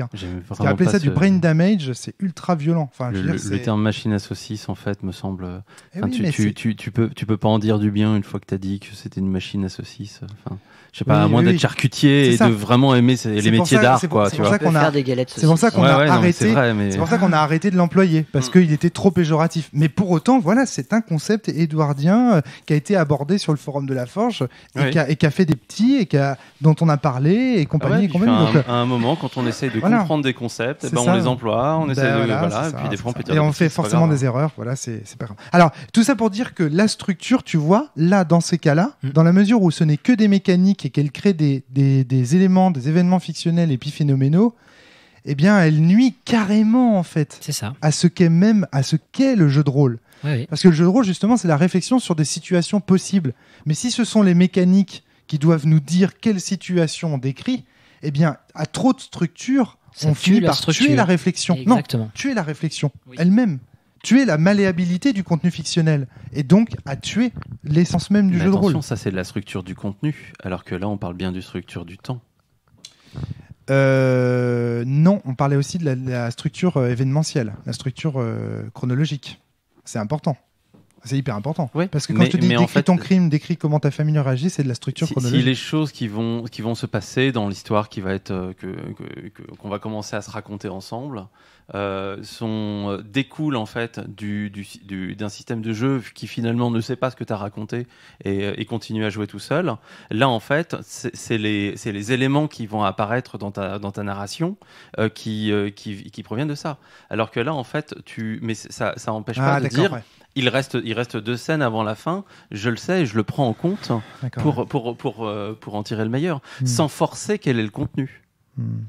Moi, tout ce qu'il me semble, mais après peut-être que je l'exprime mal, c'est que trop de structure tue, non pas la structure, on entendait le dire, trop de structure tue la structure, non, c'est pas ça, c'est trop de structure tue la malléabilité du contenu fictionnel et donc tue le jeu de rôle. Ça devient du théâtre, en fait, c'est ce que je voulais dire.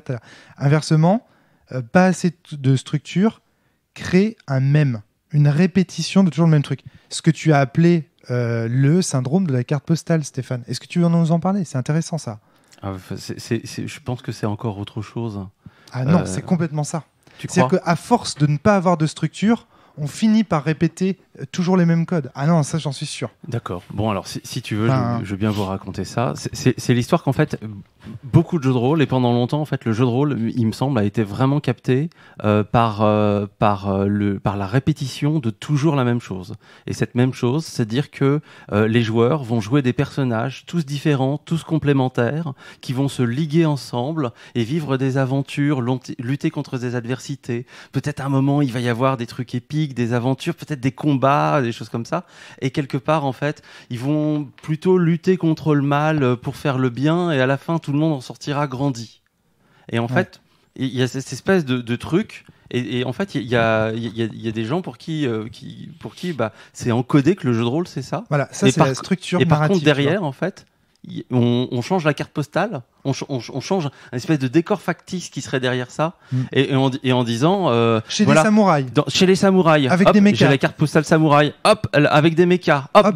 Dans l'espace avec des gros lasers. C'est ça. Et dans le médiéval fantastique. Et au final, on est toujours en train de jouer la même chose, sauf que c'est une épée laser au lieu d'être une épée magique. Et pour moi, ça typiquement, c'est l'absence de structure qui crée du mème. Tu vois, qui crée c'est-à-dire qu'il y a un moment donné... l'autoréférence infinie, quoi. De l'autoréférence infinie, qui fait que du coup, on finit par faire toujours la même partie de jeu de rôle. Et là, on en revient, si j'ose dire, le podcast la boucle est bouclée, on en revient à ce que disait Jérémy au départ. Il disait que le fait que les jeux soient infinis, ça fait qu'au final, on joue toujours à travers une carte postale différente, comme tu dis, on joue toujours la même histoire. Et du coup, à un moment donné, la sensation d'en avoir fait le tour, quoi. Faire ça avec des vampires, faire ça avec des nains, des elfes et des humains, puis ensuite faire ça avec des investigateurs du mythe, si j'ose dire, il y a un moment donné, il y en a marre. Et justement, je pense à ça, les investigateurs du mythe, c'est un petit peu l'inverse de la carte postale. Je trouve justement le mythe de Cthulhu, il se fonde un petit peu sur le modèle inverse de la carte postale en invitant les meneurs de jeu à proposer une autre structure. Et je trouve que est-ce que tu trouves pas, Stéphane ? C'est quand même des gens tous différents mais complémentaires qui vont se liguer pour essayer de sauver le monde, de faire que le monde ne sache pas. Ils vont tous mourir, ils vont pas avoir une longévité énorme. Dans ce truc-là, ils vont tous mourir, mais enfin bon. Je pense que c'est un petit détail. Voilà, toujours est-il que pour moi, trop de structure, ça tue complètement. Loi et chaos. Et la marelle et le logrus. Alors trop de structure en fait, le modèle tu te retrouves à faire comme du théâtre no, c'est-à-dire quelque chose d'absolument codé dans lequel tu ne fais que répéter des formes et pas assez de structure, t'es into the wild, tu peux te perdre, tu peux t'ennuyer fermement. Oui, mais attention, moi je pense que quand tu n'as pas de structure, je soutiens mon truc Mordicus, tu sombres dans le même. C'est-à-dire, en fait, comme on dit, à défaut, tout le monde est de droite. Tu reboucles. C'est-à-dire, à défaut, tout le monde est de droite. C'est-à-dire que, à défaut, si tu réfléchis pas à tes propres déterminismes, tu finis par répéter les déterminismes qui sont tiens et tu finis par répéter la structure dont tu as hérité. Tu fais ce qu'on a toujours fait, la tradition. Tu vois, tu répètes les mêmes de ton. Il faut réfléchir sur ses propres déterminismes pour ensuite. Donc, à mon avis, quand tu ne veux pas de structure, tu tombes dans une structure. La structure préétablie, la structure qu'on a voulu pour toi, la structure que tes parents t'ont donnée. Et tes parents, c'est justement... c'est exactement super. Je vais rebondir là-dessus. C'est en effet, les enfants, quand ils jouent, ils font donc du jouet. Il n'y a pas forcément de règles. Ils font des jeux d'imitation. Ils jouent à papa, maman. Donc en effet, quand il n'y a pas de structure dans le jeu, on dirait que tu es papa, on dirait que tu es maman, et on fait du copier-coller de ce qu'on voit. De ce qu'on voit, c'est ça. Donc en fait, la volonté de structure attendue par Mathieu, elle permet de réfléchir sur les déterminismes actuels du jeu de rôle, sur les mêmes du jeu de rôle, et de les repenser, de les retravailler. Et peut-être un jour, la structure du jeu de Mathieu, ce qu'il aura été vendu autant qu'à D&D, deviendra le même. J'espère. Peut-être qu'un jour, ça deviendra le même. Et qu'un autre Mathieu Prime, viendra et dire « Oui, mais regardez, c'est toujours la même structure, c'est la carte postale, on joue toujours depuis des années, on joue à l'horloge du diable, il faut changer la structure. » Moi, je pense vraiment que ce désir que Mathieu a de nous faire réfléchir sur les structures ce soir, c'est cette idée de aussi changer de paradigme, en fait. Moi, je pense que non, je sais pas. Ça fait beaucoup de choses. Hein. Là, je sais plus trop quoi dire. Mais non, c'est surtout pour. C'est surtout pour avoir. C'est toujours ça. C'est toujours la même recherche. C'est, je pense en fait qu'en jeu de rôle, le souverain bien, c'est d'avoir le maximum d'émotions, et je pense que ça passe aussi en fait par ça, quoi. Pour toi, la structure est condition de possibilité de l'émotion. Ouais. Et est-ce que largement, puisqu'en fait tu vas calquer dessus en fait tout simplement une c'est ce que je t'ai dit, une rythmique, une courbe de tension, et à partir de ce moment-là, à partir du moment où je mets une notion de temps, et ben je vais pouvoir imprégner chez toi, je vais pouvoir imprégner des émotions, alors que ça soit bénéfique ou pas, enfin une sensation d'oppression, de pressement, de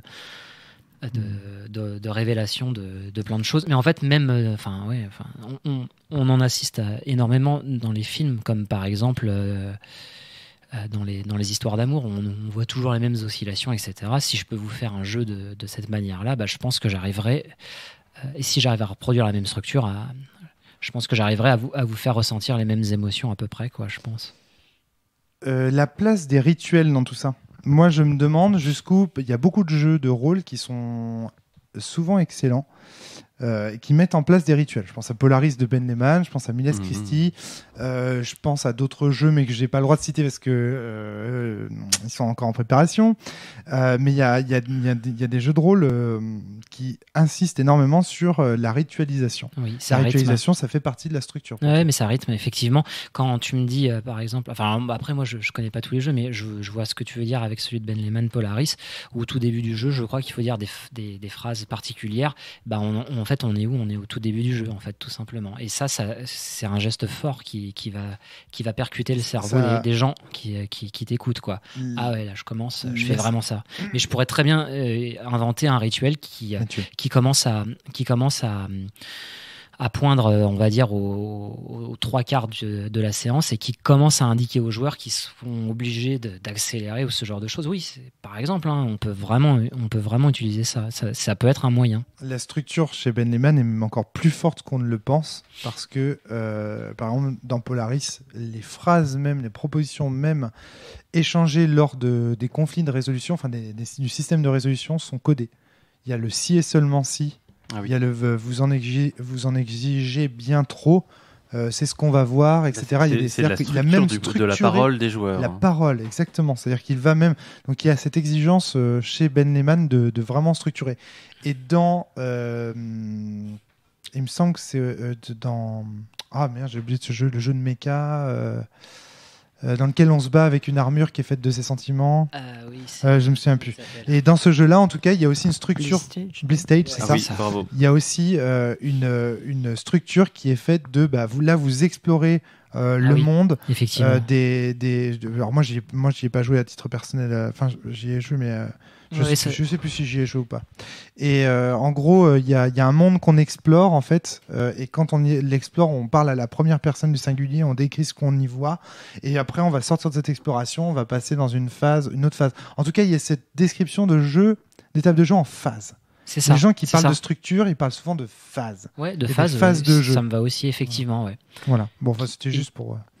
Mathieu, excuse-moi, tu voulais ajouter quelque chose ? Non, Et rapidement, pour dire aussi, ajouter que la structure, ça a aussi quelque chose de rassurant. Moi, je le vois par rapport à mon fils, le rituel, la structure dans la vie de tous les jours, notamment pour les enfants, c'est extrêmement rassurant. Et nombre d'enfants testent les limites uniquement pour vérifier que les structures sont toujours présentes. Et quand tu les engueules, de fait, ils te sourient, ils sont contents, ils sont rassurés. Et moi, je pense aussi, ce qui a fait un des problèmes du jeu de rôle dans les années 90, c'est que comme le jeu de rôle n'était pas suffisamment, à mon avis, structuré, ou en tout cas, on laissait trop de liberté sur la structure. Avec la règle d'or, on ne va pas revenir là-dessus. Hein.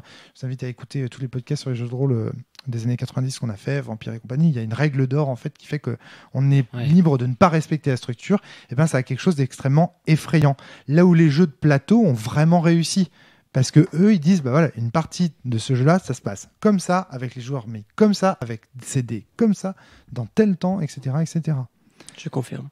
Donc là, à mon avis, il y a cet aspect extrêmement rassurant. Et de toute façon, un jeu sans rythme, que ce soit jeu de rôle ou jeu de société, ça peut pas marcher. Toi, tu sais ce que tu viens de dire. Ouais. Et en effet, le jeu de société, depuis les années 80 à aujourd'hui, ils ont vraiment repensé au rythme en disant « Allez, on va faire un jeu qui dure 8 heures dans les années 80. » Aujourd'hui, on se dit « Ouh, si le jeu dure plus une heure, les gens vont pas accrocher quoi que ce soit. » Donc, ils ont bien compris qu'on va raccourcir un maximum pour que le rythme soit soutenu, soutenu. Pas forcément toujours, ça peut être des fois tranquille, mais en tout cas, il faut que ça tienne au moins dans une heure, parce que voilà, on a décidé maintenant que les gens sont bien dans une heure de jeu. Je vois deux bénéfices à ça. C'est d'une part de pouvoir clore des choses, et quelque part de pouvoir se décharger de la charge de devoir continuer quelque chose. Par exemple, au moins, voilà, j'ai fait une histoire où il y a un arc narratif que j'ai réussi à clore. Bah, cette partie-là, c'est calmé, je vais pouvoir me consacrer à autre chose. Et en fait, j'aurai ça en moins à penser. Donc, en fait, je me libère d'une partie de ma charge, des choses, du mouron que je me fais, des choses. C'est un accomplissement en quelque sorte en plus de ça. Ben ouais, parce que ça amène une récompense.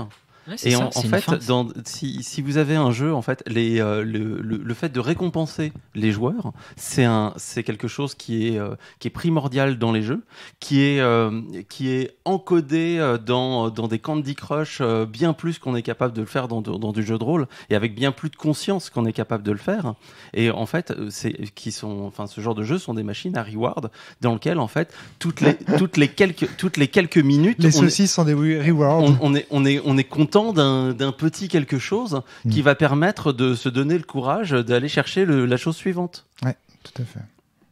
Il y a une fin dans Candy Crush ou pas? Je connais pas du tout ce jeu. Est-ce qu'il y a une fin à Candy Crush? Alors, aux dernières nouvelles sur ce que j'ai réécouté cet été de Ludologie, ce qu'ils en disent, c'est qu'ils pensent que c'est un générateur aléatoire qui continue à jamais. Mais ils en sont pas sûrs.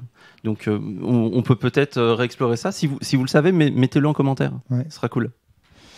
Je me disais, en t'écoutant Mathieu présenter ce podcast, que Sens était un jeu qui correspondait parfaitement à ça.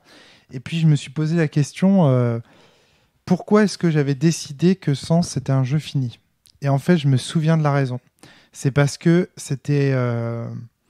à l'époque de séries télévisées qui n'avaient pas de fin, ou les fins, ou alors les fins ça partait en couille. Je me souviens notamment d'X-Files, où à la fin en fait ça ne finit plus de ne finir, tu vois. Enfin, il y a un côté, on rajoute, alors le perso principal il est parti, mais c'est pas grave, il y a Robert Patrick qui arrive, et puis en fait on essaye de faire survivre comme ça. Il y a cette espèce de syndrome du truc qui ne finit pas. Il y a Lost aussi qui est un peu comme ça, qui fait beaucoup de promesses, et je trouve que la moitié des séries sont comme ça. Et ouais, carrément, et c'est triste. Parce que je trouve que de dire, ou Heroes par exemple, qui était une série aussi qui existait quand j'écrivais Sens Renaissance, la réédition. Et en fait, il y a un truc que je trouve qui est clair, c'est que quand tu dis le jeu, il a un début, il a une fin, ça laisse entendre à la personne qui va acheter ton jeu que le jeu, il a été pensé du début à la fin, que dès le départ, dans les premières lignes de texte, tu vas trouver des éléments qui vont résonner avec la fin du jeu. Et ça, Sens, vraiment, là-dessus... est complètement en adéquation avec cette idée-là. Et quelque part, il y a une promesse de travail. Enfin, je ne sais pas comment dire, que le jeu, il a été travaillé, il a été pensé. Il a été pensé complet. Oui, et quand tu as une structure, effectivement, c'est déjà ça. En fait, il y a déjà une préparation. Et alors, effectivement, c'est ce que je disais, qu'elle soit improvisée ou qu'elle soit réellement préparée. En fait, il y a des gens qui peuvent arriver, qui ont déjà une structure et à laquelle se raccorder, et qui s'arrivent, tu peux arriver comme ça, spontanément. tu vas pouvoir retomber malgré tout dans certains schémas et faire en sorte que ça soit vraiment libre, ou au contraire, effectivement, tu peux la penser avec un propos à côté, vraiment que tu veux développer. C'est pour ça, tu vois, que pour moi, la structure, c'est devenu finalement la structure de sens, le fait que ce soit 6 tomes en 6 scénars, que ce soit fini et tout ça. Et que ça soit découpé. C'est devenu un argument commercial, si j'ose dire. C'est-à-dire que parce que du coup, tu te dis, si c'est découpé comme ça, si c'est fait comme ça, c'est pensé comme ça. Exactement. Et tu vois, excusez-moi, ça va être un peu un jeu de mots, ce que je vais dire. Mais quelque part, un jeu infini, est-ce que c'est pas un jeu qui trahit le fait qu'il est non fini ? Au sens où il n'est pas terminé, il n'est pas achevé. Alors, il y a beaucoup de gens qui tiennent à cet aspect-là du jeu de rôle aussi. Que justement, c'est ça qui est cool dans le jeu de rôle. C'est l'aspect jouet. L'aspect jouet, à l'aspect building. Ils veulent continuer à jouer avec leurs briques, leurs figurines et tout ça. Et ça peut être très très intéressant, mais effectivement, on est moins dans le jeu. Tiens, mais est-ce qu'on n'est pas en train de trouver là la dichotomie en fait fondamentale entre le problème des jeux à propos. Vous savez, il y a des critiques qu'on entend sur les jeux de Frédéric, de Fabien, de Thomas Munier, de Vivien Féasson, en gros, les gens des ateliers imaginaires, on leur dit, mais en fait, vos jeux, ce sont des jeux à one-shot. Oui, sur la rejouabilité, sur le fait de dire, j'achète un jeu, je ne peux pas jouer 8 ans une campagne. Parce que justement, ils ont une structure forte, tu vois, Mathieu. Et d'autres joueurs qui attendent d'un jeu qu'on leur donne les clés pour jouer pendant des années et qui disent mais c'est ça le jeu de rôle parce que tu vois, j'achète une base à 50 € et avec ça je vais jouer pendant des millénaires et des millénaires. Et tu ne découvres pas de nouvelles expériences. Mais cela dit, je fais une petite critique. Oui, voilà, c'est ça. Le problème c'est ça, c'est que mais tu vois, il faut choisir. Tu vois, un jeu qui propose une nouvelle expérience mais en même temps qui fait bien ce qu'il fait mais qui ne le fait qu'une fois entre guillemets ou qui est fini, ou alors un jeu infini. Tu vois, mais qui propose une expérience peut-être un peu... Cela dit, il suffit de faire des arcs. Il suffit juste de faire des arcs et de les enchaîner. Moi, je fais des campagnes de vampires, mais elles ont toute une fin. Et puis, en règle générale, ça se finit très mal pour mes joueurs parce qu'ils se tuent tous les uns les autres. Et que, en tout cas, c'est du vampire. Et on fait Les personnages se tuent tous les uns les autres. Oui, les personnages. Et voilà. Voilà, en gros, on est vraiment dans. Toute l'aura bien striée. C'est ça, ils sont tous contents parce que. Non, ou pas même d'ailleurs. Enfin, bref, il se passe plein de choses. Et donc, on joue le premier arc. Et puis, hop, on joue le deuxième arc. Moi, ça se déroule dans le temps. Ça commence à l'époque romaine sous la République. Et puis, hop, après, j'accélère dans le temps. On arrive sous les guerres puniques. Et ensuite, hop, on accélère dans le temps. On arrive sous la République. Et puis, c'est des arcs, en fait, tout simplement. Puis mais ça joue. Juste, c'est 5 séances, 7 séances. Et c'est très, très intensif. Oui. Tu as mis de la structure dans tes parties de jeux de rôle traditionnelles pour éviter... pour que mes joueurs se fassent pas chier, parce que moi je me suis aperçu que mes joueurs à moi, et encore une fois je redis, on est sur une réflexion qui est basée sur une expérience personnelle. Oui, mes joueurs à moi, et moi-même d'ailleurs, je m'emmerde en fait tout simplement. J'ai déjà vu, c'est ce que je disais en préambule, dans des conventions, on m'a déjà fait jouer à des jeux, je suis désolé, en fait, il y a un minimum à donner, quoi, en fait, tout simplement. Bon, alors là, en convention, c'est encore sublimé par le fait que tu payes. Et en fait, tu payes pour que ça se passe mal. Si tu payes pour t'ennuyer, ouais, c'est pas la peine. Puis même mes potes, voilà, moi s'ils viennent, c'est pas pour c'est pour qu'on passe ensemble un bon moment. Et donc effectivement, c'est pour ça vraiment que j'ai fait ça. Oui, et c'est ce que tu disais, ça apporte de la compréhension. La personne sait en face réellement intuitivement de quoi ça parle. Donc c'est pour redire ce que tu disais vis-à-vis de ton fils. Mais c'est effectivement ça. Ça la rassure, c'est compréhensible. C'est quelque chose qui est ça parle immédiatement. Ouais, en fait, on va s'y retrouver dedans. Et après, peu importe ce qu'on va dire à l'intérieur. C'est ce que je disais, c'est pas parce que tu as la grammaire du jeu de rôle que tu vas arriver à faire une partie phénoménale. Il va te falloir ce supplément d'âme, cette improvisation, ce scénario super que tu as travaillé pendant je sais pas combien de temps pour pouvoir vraiment transporter tes joueurs. En attendant, tu as quand même quelque chose pour jouer, pour au moins que ça soit pas, ça ne risque pas d'être catastrophique. C'est pour éliminer le fait que ça puisse l'être. Après, je dis pas, il y a des gens qui jouent totalement sans avoir pensé à ça et qui font des très très bonnes parties. Mais bon, moi, j'en ai pas rencontré souvent. Ils sont de très bons surfeurs. Voilà, c'est ça. Qui ont un très bon feeling chez de ce qui eux, est en train de se passer. Et la question de qui impose la structure dans un jeu, tu ne te la poses pas, tu t'en fous. Qui impose la structure dans un jeu? Parce que souvent, on dit aussi des jeux, des ateliers imaginaires, que c'est des jeux un peu tyranniques. C'est-à-dire que les auteurs sont un petit peu tyranniques. Ils imposent leur manière de jouer dans leur jeu à travers leurs règles qu'ils veulent à tout prix qu'on respecte, etc. Dixit, la conférence que j'ai donnée pour le Stunfest avec Sébastien Sellerin la première fois et Aline et compagnie, où j'insistais particulièrement sur le fait que les jeux ils devaient être joués by the book, par les règles, sous peine de ne plus jouer au jeu, etc. Et donc ça nous fait passer pour des auteurs un peu tyranniques qui chercheraient à imposer, etc. Moi, ce que je dis, c'est qu'il faut respecter les règles du jeu. Après, on peut faire des réglages, ça, il n'y a pas de problème, mais il faut au moins respecter un minimum les règles du jeu. En tout cas, elles doivent être respectables. C'est ça le point. Mais du coup, toi, tu t'en fous de ce débat, de savoir qui est-ce qui... Moi, je veux de l'émotion. En fait, je veux que mes joueurs ils ressentent une émotion, et si ça passe par quelque chose de tyrannique, et ben, ça passera par quelque chose de tyrannique. Après, bon, voilà, moi, j'ai jamais vu mes joueurs... Tu t'en fous de qui impose la structure? Ça peut être l'auteur, ça peut être le meneur, ça peut être les joueurs.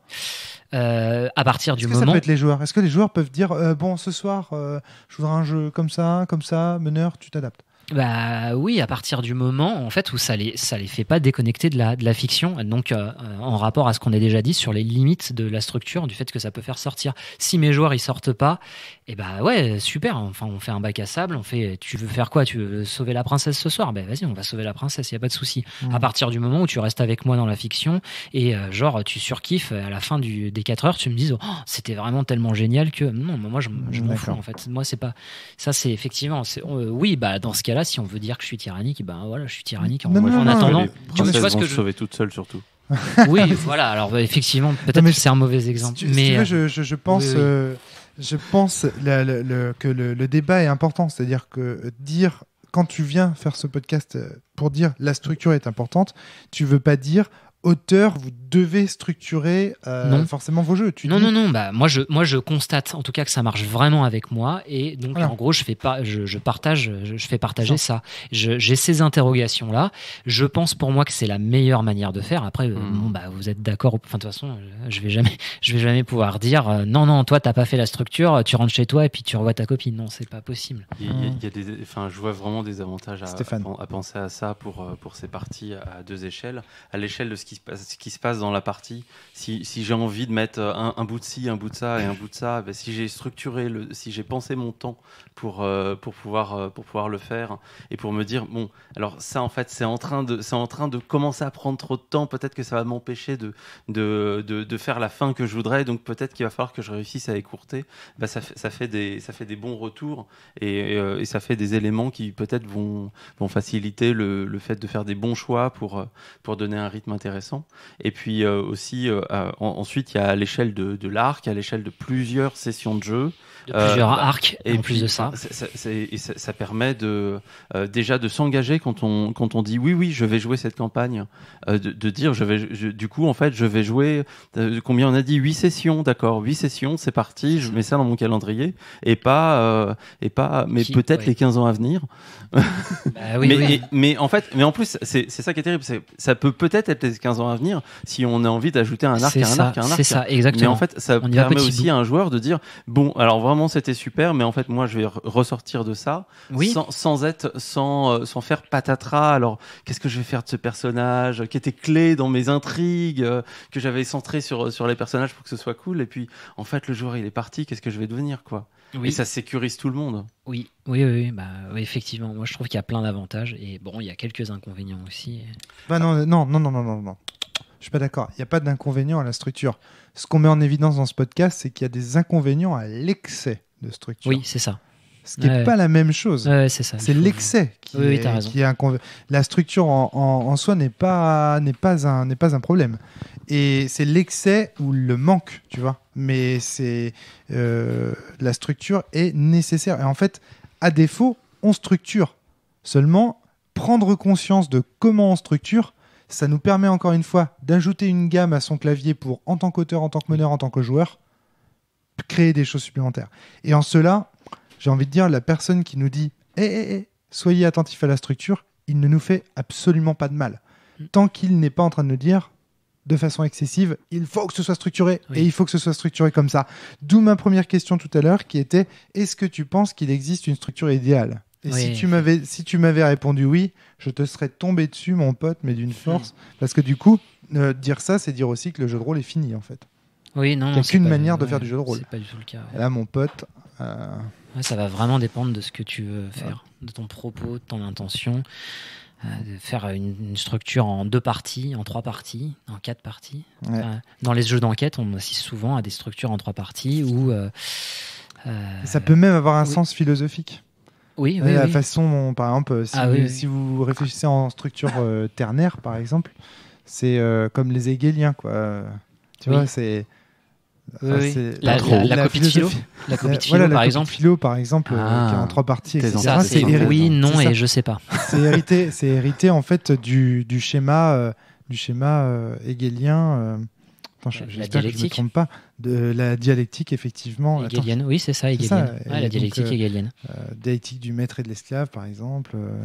Toutes ces, moi, je ne suis pas un grand spécialiste de Hegel, donc je ne vais pas me faire d'erreur, mais. Alors, je ne sais pas si tu as regardé ça, mais en fait, je sais qu'il y a des ressources sur ce sujet, sur PTG, PTB. Et du coup, en fait, des articles, des articles américains en fait, qui ont été traduits par des gens très bien. Et en fait, j'avais. J'ai gens très bien. J'irai regarder. Hein, j'avais lu. Alors, j'ai plus la référence en tête. J'ai essayé de la rechercher pendant le temps du podcast, mais j'arrive pas à retrouver. J'ai un souvenir d'une structure en 3x3. Pour faire quelque chose pour raconter une histoire typiquement en 9 sessions qui ferait 3 blocs de 3 sessions et qui se ferait écho les uns les autres absolument et avec toute l'explication de tout ça, mais j'ai pas été capable là pour l'instant dans le temps de ce podcast de retrouver la référence, mais je sais que ça a été j'avais trouvé ça très intéressant, et puis j'avais trouvé ça aussi très très très fonctionnel, très boîte à outils comme approche. Des fois, en fait, quand on est en train de dire, ça peut être, on peut se dire, ok, c'est bien gentil, il faut tout structurer, mais moi déjà, j'ai du mal à raconter des histoires, avoir des personnages intéressants et trouver des situations. Si maintenant, il faut que je mette tout ça sous une équerre, c'est un peu dur, quoi. Et en fait, ça montrait bien que c'était pas si dur, et qu'au contraire, ça aidait en fait, parce que le fait d'avoir un canevas et de se dire bon, alors moi je veux faire un truc en temps de scène, et ça permet de se dire ah, mais finalement cette case là pour l'instant elle est un peu toute pourrie, pour l'instant il n'y a pas grand chose qui s'y passe, et de s'en rendre compte avant d'arriver au moment où on se dit bon bah là cette session jeu il y avait quand même pas grand chose à jouer, hein. C'est très bien que tu cites effectivement des ressources. Peut-être que vous en avez. PTG, PTB, si vous tapez structure ternaire, vous tombez sur un long article de Tom. J'ai pas eu le temps de lire son pseudo, c'est passé trop vite. C'est peut-être ça, mais je l'ai pas retrouvé. Hein. Tom quelque chose. Si vous avez d'ailleurs d'autres ressources de personnes qui en parlent, moi je sais qu'il y avait Sébastien Delfino qui en parlait aussi dans plusieurs de ses podcasts, et vraiment sur un plan, on va dire, narratif, si je me souviens bien. Et c'était vraiment très intéressant, et il parlait effectivement du découpage. Tom Pitch, ça te dit quelque chose ? Je saurais pas. C'est des choses que j'ai lues il y a quelques années, et du coup, c'est un peu dur. D'accord, ok. Parce que là, c'est un article qui a l'air... Enfin bon, voilà. Mais oui, effectivement, on retrouve ça également dans... Comment s'appelle-t-elle cette émission avec Julien Poire et Sébastien Delfino ? Oui, c'est ça, sur les carnets ludographiques. Carnets ludographiques, merci, voilà, c'est ça. Et important de citer... Il y a plusieurs incarnations. Il y a plusieurs incarnations ? Comment ça ? Du format du... Oui, d'accord. Voilà. Enfin, ok. Moi, je connais ça sous le nom des carnets ludographiques. Donc ça aussi, effectivement, et lui, il aborde ça du point de vue, si je me rappelle bien, de la narration et de la mise en scène, et c'est vraiment très, très intéressant. Je ne sais pas quel autre... Il y a plein de matériel qu'il amène là-dedans, c'est très intéressant. Ah ça, oui. Ensuite, ça peut c'est aussi plein de matériel. Et il peut y avoir aussi ce côté où finalement... tu as tellement de matériel pour penser le jeu le jeu ou la session que tu vas écrire que t'es paumé. Oui. Tu vois ce que je veux dire ? Je vois très bien. Et peut-être qu'il y a d'autres ressources sur Internet où on pourrait aller voir. Je sais pas, peut-être sur Casus No, mais après je vois pas. Moi, je pense que c'est un sujet qui est très très très large. Je crains fort que étudier ça comme ça d'une façon générale, ce soit un peu... On peut étudier la structure de tel jeu mais aller faire des grandes propositions sur la structure d'une manière générale, c'est compliqué parce qu'en fait, si tu veux, pour pouvoir faire une telle étude, il faudra avoir joué à tous les jeux de rôle possibles. Oui, non. Et quelque part, je parlais juste de pistes en règle générale, effectivement. Et pas c'est un peu compliqué, je trouve. Pour faire une étude scientifique là-dessus, effectivement, ce serait difficile. Je parle même pas d'études. Mais par contre, faire des propositions de structures, de choses qui ont marché une fois et qui peuvent être racontées, il doit y en avoir. Peut-être dans des comptes rendus de parties ou des choses de ce genre. Okay. J'ai un peu l'impression que c'est ce qu'on fait avec One Shot, en fait, aussi, quelque part.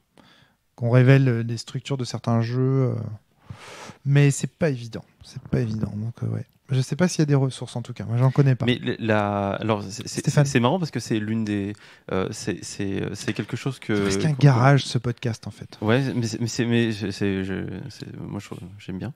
Ouais. Je t'ai vu faire quelque chose de très particulier, c'est de noter le temps où se passaient les choses pendant qu'on était en train de jouer. C'est ça. C'est quelque chose que tu fais très particulièrement sur ce jeu, ou c'est une pratique que tu fais? Non, il fait ça tout le temps. Fais généralement. C'est ça. Je fais ça tout le temps. Oui, en fait, tu as commencé avec ça sur que je te racontais au départ. Sur le retour, absolument. En fait, je fais ça dès qu'une personne me demande de playtester son jeu.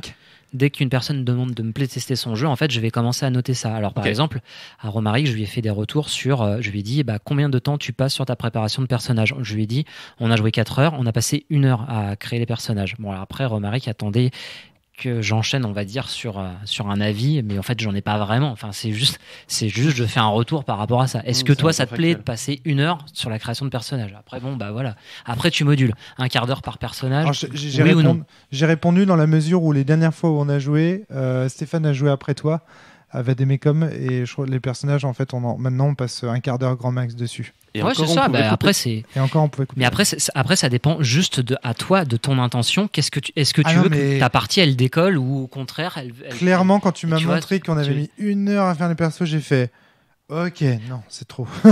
Après, voilà, moi, j'ai pas un jugement. Quand je fais un retour, j'ai pas forcément tout le temps un jugement de valeur. Après, je sais pas réellement quelle est l'intention de l'auteur, et donc c'est pour ça que je lui signale. Je lui dis, là, ta première scène, elle dure 1 heure, la deuxième, elle en dure 2. Comment ça se fait? Enfin, est-ce que tu veux réellement qu'il y ait ce décalage au niveau du rythme? Est-ce que c'est voulu?